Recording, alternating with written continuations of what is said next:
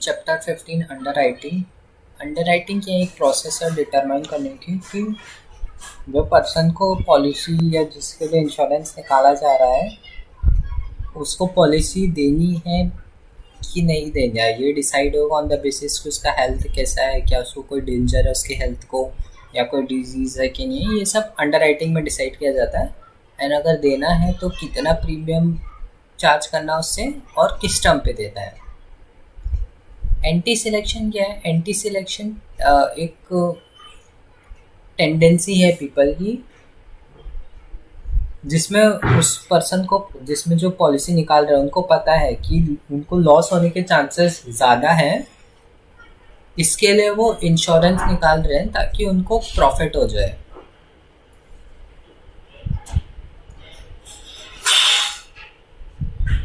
अभी देखिए इसका एक एग्जांपल देता हूँ। जैसे एक पर्सन जो है अपने बेटे पे या बेटी पे इंश्योरेंस ले रहे हैं जिसको एक कैंसर का डिजीज़ है, तो उनको पता है कि जो ये सरवाइव तो करने वाले नहीं है, बेटा ये बेटी जो भी है उनके, तो उन्होंने क्या सोचा कि अभी डेथ तो होना ही है, बट क्यों ना ऐसा कर लिया जाए कि एक पॉलिसी ले लो, इंश्योरेंस पॉलिसी ले लूँ, और जब डेथ हो जाएगी तो उसमें से एक क्लेम अमाउंट मिलेगा।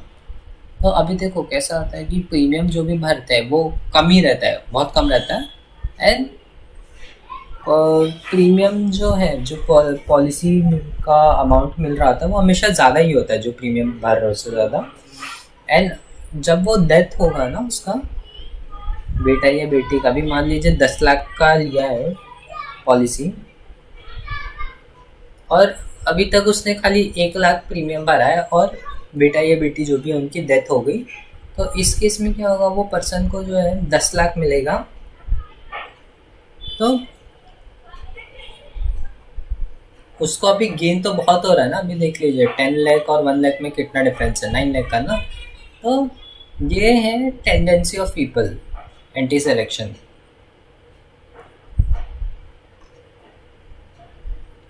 Risk classification: decline life, substandard life, preferred risk, standard life.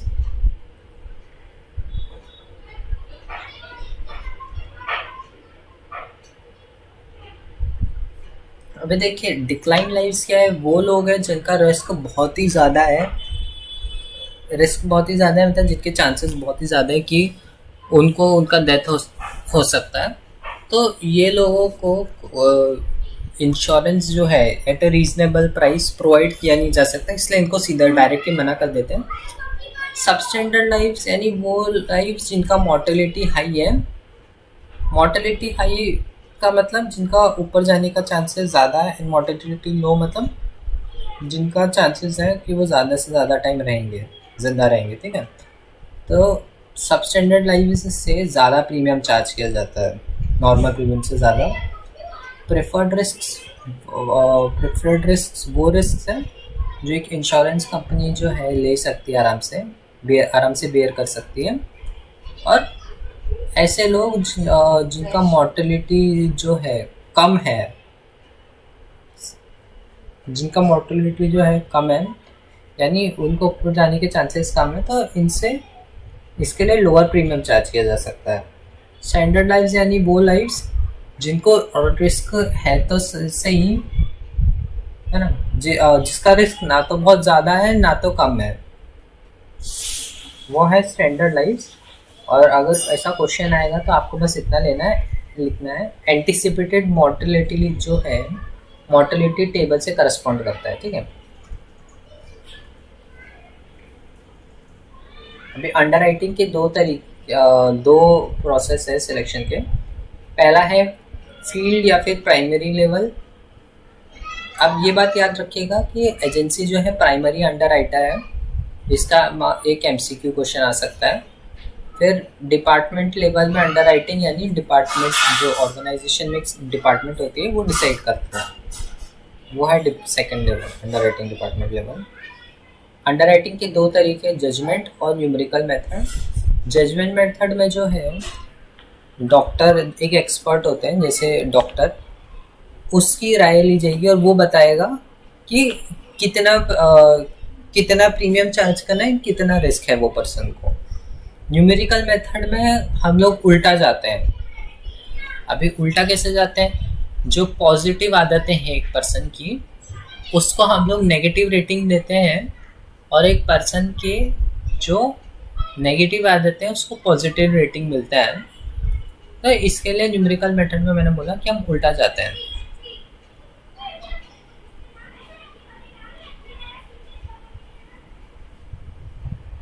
अभी देखिए ये क्वेश्चन आता है एग्जाम में, एमसीक्यूज में आ सकता है। Acceptance with a lien on some assured. Lien में, लियन के केस में क्या होता है कि अगर जिस पर्सन के लिए इंश्योरेंस निकाला जाता है उसकी डेथ हो जाती है एक स्पेसिफिक पीरियड में, यानी जैसे मान लीजिए 1 साल के अंदर हो गई या 2 साल के अंदर हो गई, वो इंश्योरेंस कंपनी जो है बताएगा। और क्वेश्चन के केस में आपको आया होगा, क्वेश्चन के केस में आपको मेंशन करेंगे वो लोग, ठीक है। तो वो पर्सन को जो है जितना अमाउंट बोला गया है उससे कम अमाउंट मिलेगा। अभी मान लीजिए पॉलिसी का 2 लाख का है, तो अगर उसकी स्पेसिफाइड पीरियड के अंदर डेथ हो जाएगी तो 2 लाख से कम अमाउंट मिलेगा। अभी देखिए ये कैसा है, ये कौन से केसेस में होता है, जब एक पर्सन एक डिजीज से सफ़र कर रहा था एंड रिकवर हो जाता है। अभी जैसे टीवी से सफ़र करता है, रिकवर हो गया, ठीक है। तो उसने निकाली 7 लाख की पॉलिसी, 7 लाख की पॉलिसी ली उसने, और इंश्योरेंस कंपनी ने बोला कि अगर आपका 1 साल के अंदर अंदर डेथ हो जाती है तो आपको जो है 7 लाख नहीं, आप पैसा मिलेगा तो सही, बट 7 लाख से कम मिलेगा। एक्सेप्टेंस कर सकते हैं रिस्ट्रिक्टिव क्लॉज में। अभी इसमें कैसे, अगर एक प्रेगनेंसी क्लॉज डाल सकता है। अभी कैसे बोल सकते हैं कि अगर आप की डेथ 3 महीने के अंदर अंदर हो गई, प्रेगनेंसी के डिलीवरी के बाद, ठीक है, डिलीवरी के बाद 3 महीने के अंदर अंदर डेथ हो गई, ये है acceptance with restrictive clause. Decline कर सकते हैं या पोस्टपोन कर सकते हैं। जैसे अगर एक पर्सन जो है कैंसर से सफ़र कर रहा है तो सीधा सीधा उसको इंश्योरेंस देने से मना किया जा सकता है। ये जो है, ये है अंडर राइटिंग के डिसीजन, या तो ऑर्डिनरी रेट पे एक्सेप्ट किया जाएगा या एक्स्ट्रा प्रीमियम चार्ज किया जाएगा, या लीन होगा ऑन सम एश्योर्ड। ये लीन ऑन सम एश्योर्ड मैंने आपको इसके लिए बताया बिकॉज ये एमसीक्यू में आता है। Acceptance with a restrictive clause भी बता दिया मैंने आपको, और डिक्लाइन और पोस्टपोन।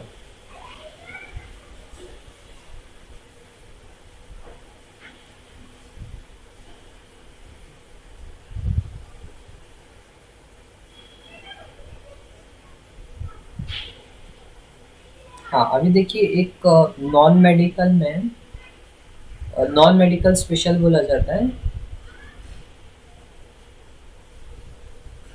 कि वो लोग, नॉन मेडिकल स्पेशल किन लोगों का होता है, ऐसे लोगों का जो एम्प्लॉयज़ है रेप्यूटेड फर्म्स में, जैसे गवर्नमेंट में काम करने वाले जो एम्प्लॉयज़ हैं जिनका हैविंग 1 ईयर सर्विस रिकॉर्ड, यानी गवर्नमेंट में जो काम करने वाले लोग हैं या अच्छे कंपनी में काम कर रहे वाले लोग, जैसे नेशनल स्टॉक एक्सचेंज हो गए या बॉम्बे स्टॉक एक्सचेंज हो गए, और करीब 1 साल का उनका रिकॉर्ड है, या फिर ऐसे कंपनीज में जहाँ पे प्रॉपर लीव रिकॉर्ड मेंटेन की गई है, तो वहाँ पे बिना मेडिकल के भी इंश्योरेंस दिया जाता है। तो काफ़ी केसेस में मेडिकल करवाना पड़ता है इंश्योरेंस लेते वक्त।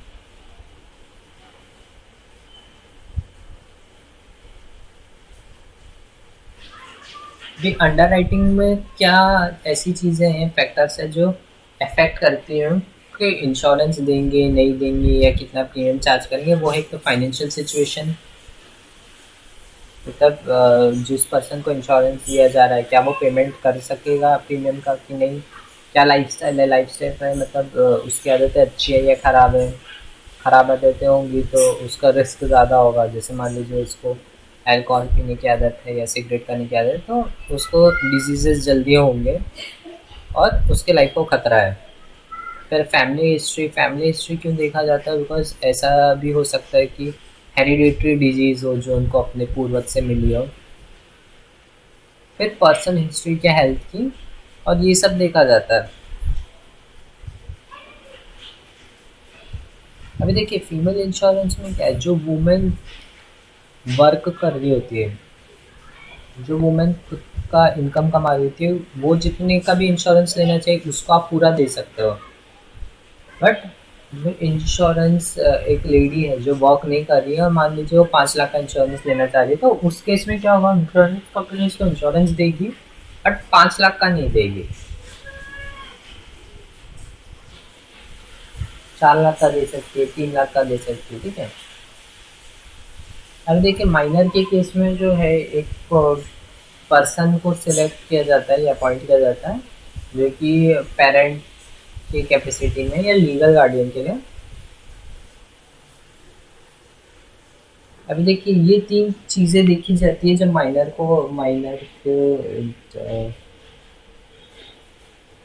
माइनर के नाम पे इंश्योरेंस निकाला जाता है, तो ये 3 चीज़ें देखी जाएंगी कि जो फिजिक है, यानी जो फिजिक है माइनर की वो प्रॉपर है कि नहीं है, कोई मेल न्यूट्रिशन तो नहीं या कोई हेल्थ प्रॉब्लम्स तो नहीं है। फिर देखा जाएगा फैमिली हिस्ट्री क्या है या पर्सनल हिस्ट्री क्या है। फिर देखा जाएगा कि फैमिली प्रॉपरली इंश्योर्ड है कि नहीं, यानी अगर एक पेरेंट अपने बेटे बेटी के लिए इंश्योरेंस निकाले, क्या उसकी खुद की इंश्योरेंस है कि नहीं। तमीज से।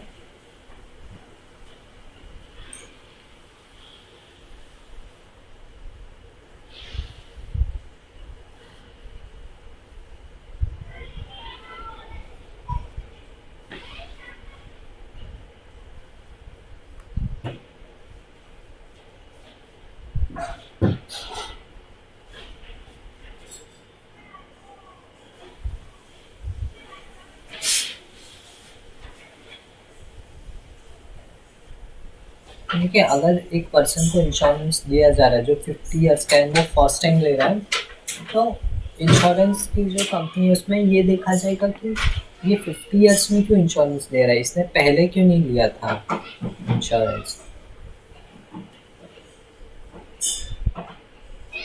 अभी बिकॉज 50 ईयर्स के केस में क्या है, डिजीजेस के चांसेस ज़्यादा होते हैं क्योंकि इम्यून सिस्टम जो होता है वो थोड़ा लो हो जाता है।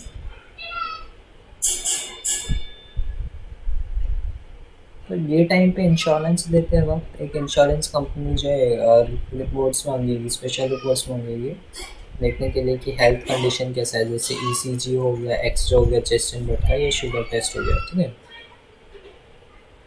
स्टैंडर्ड एज प्रूफ और नॉन स्टैंडर्ड एज प्रूफ ये मैंने आप लोग का ऊपर ही करा दिया था जो पुराने चैप्टर था उसमें।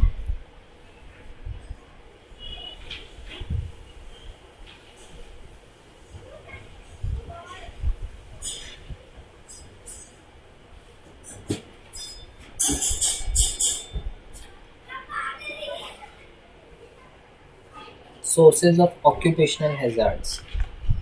हैजार्ड यानी ऐसी चीज़ें जिससे आपके जान को या आपके हेल्थ को खतरा हो सकता है, जान को नहीं सॉरी, आपके हेल्थ को खतरा हो सकता है, that is hazard.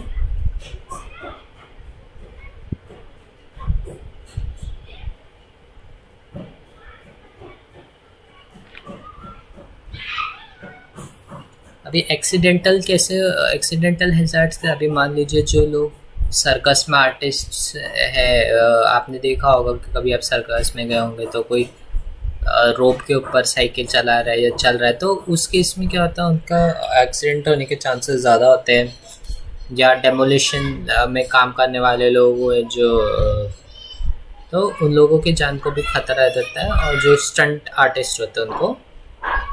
Health hazard यानी इसमें क्या क्या आ गए, रिक्शा वाले जो रिक्शा पुलर्स है, जो रिक्शा पुलर्स यानी ऐसे लोग जो हाथ, आपने देखा होगा शायद केदारनाथ मूवी में जैसे सुशांत ने जो रोल प्ले किया था कि वहाँ के लोग जो होते हैं टूरिज्म है, वो लोग खुद ही लोगों को पकड़ के लेके जाते हैं ऊपर, वो रिक्शा पुलर्स हो गए, ठीक है। तो उसमें फिजिकल स्ट्रेन बहुत होता है जिससे उनकी रेस्पिरेटरी सिस्टम पे इफेक्ट पड़ता है, that is a health hazard. फिर दूसरे लोग जो माइनिंग में इन्वॉल्व हैं या लोग जो केमिकल एंड न्यूक्लियर रेडिएशन में इन्वॉल्व हैं, उनके वर्क में ये सब एक्सपोज है अपने वर्क की वजह से। या लोग जो कि ऐसे एनवायरनमेंट में जहाँ पे प्रेशर बहुत ही ज़्यादा है, अभी जैसे अंडरग्राउंड टनल्स में जो लोग काम कर रहे हैं अंडरग्राउंड टनल बनाने में, या फिर ओवर एक्सपोजर जो होता है, जो कि सर्टेन जॉब्स में होता है ओवर एक्सपोजर। अभी जैसे जो टेलीकॉलिंग कंपनीज होते हैं, उन लोगों को घंटे घंटे काफ़ी टाइम तक कंप्यूटर के सामने बैठना पड़ता है, जिसकी वजह से उनको जो है उनका बैक में स्ट्रेन आने लग जाता है।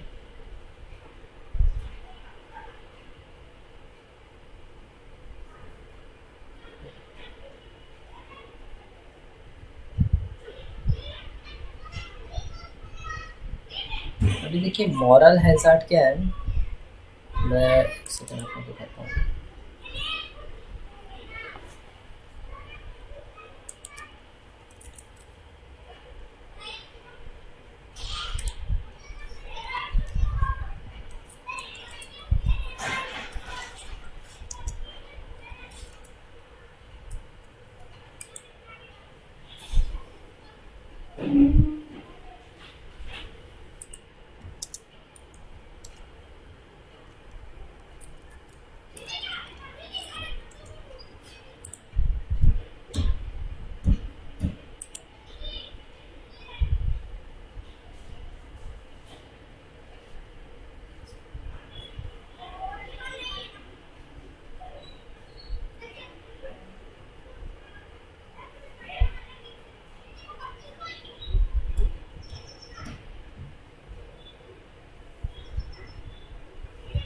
हाँ देखिए मॉरल हैज़ार्ड में क्या है कि जब एक पर्सन इंश्योरेंस ले लेता है तो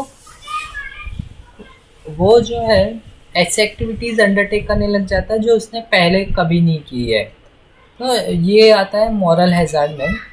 अभी मॉरल हैज़ार्ड किस किस को ज़्यादा है, जैसे एक डांसर हो गई नाइट क्लब में, या फिर इन्फोर्सर हो गई लिकर बार में, यानी जो बॉडीगार्ड हो गए लिकर बार में, या बॉडीगार्ड हो गए बिजनेसमैन के, या सुपरस्टार में जो इंटरटेनमेंट इंडस्ट्री में है सुपरस्टार्स, बिकॉज उनको जनरली ऐसा ड्रग्स और इंटॉक्सिकेटिंग सब्सटेंस की आदतें वहाँ पड़ जाती हैं।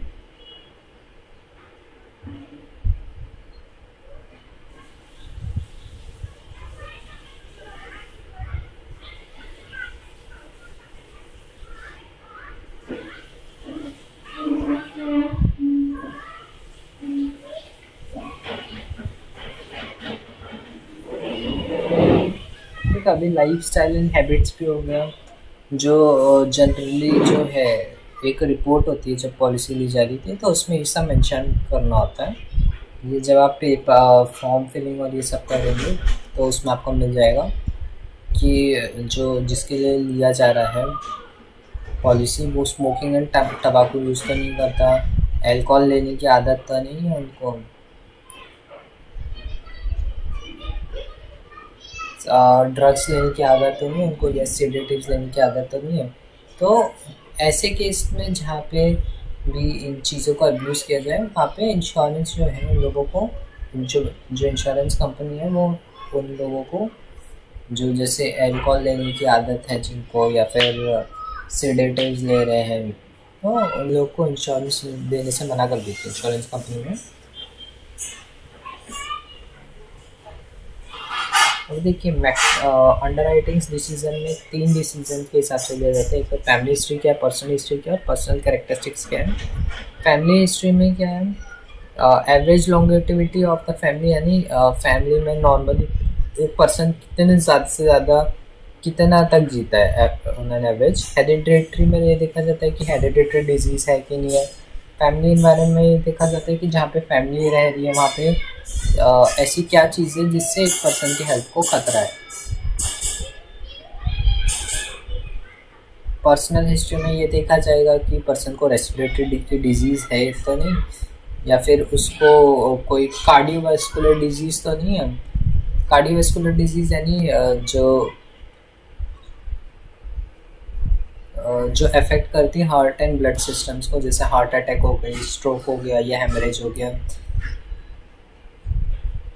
फिर किडनी में कोई बीमारी तो नहीं है, या फिर यूरिनरी पार्ट्स उनको कुछ खराब तो नहीं है।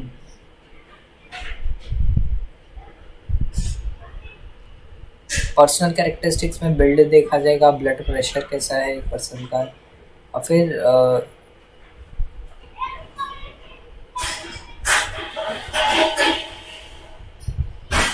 या फिर यूरिन देखा जाएगा कि यूरिन जब टेस्टिंग होता है उसमें इंडिकेट होता है कि कुछ मेल फंक्शनिंग तो नहीं है एक पर्सन की बॉडी में, यानी उसको कोई बीमारी तो नहीं है। यूरिन में से भी काफ़ी कुछ पता चल जाता है।